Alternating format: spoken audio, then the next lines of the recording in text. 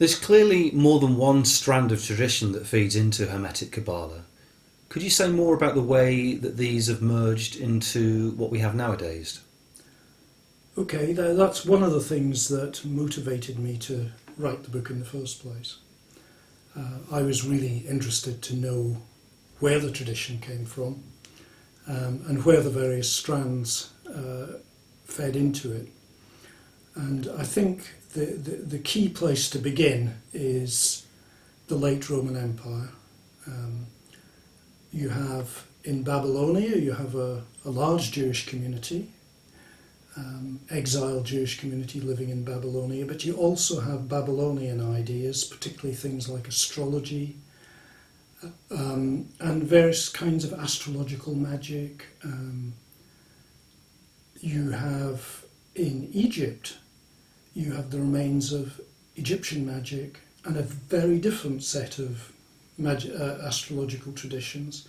You have a mixing of Greeks with Greek philosophy, Jews with Jewish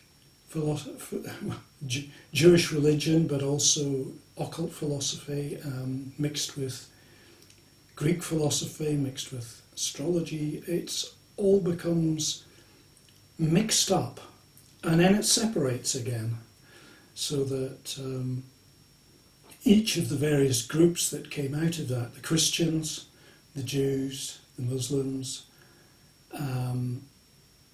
they all took a different blend of these ideas and they mixed them up with their own scriptures, they interpreted them in different ways, but there's a solid core of material that you find running through each of those religions, and also in the esoteric traditions as well.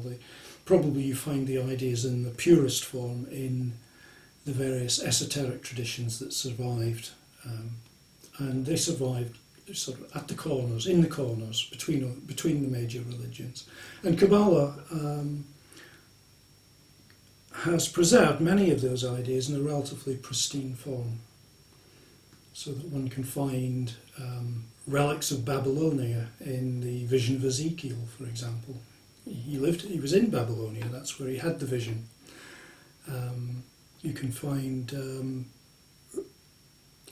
certain Pythagorean ideas in the Sefer Yetzirah. And that's how it goes. That's what interested me, and I devoted quite a lot of time in the book to exploring those connections and exploring the various currents.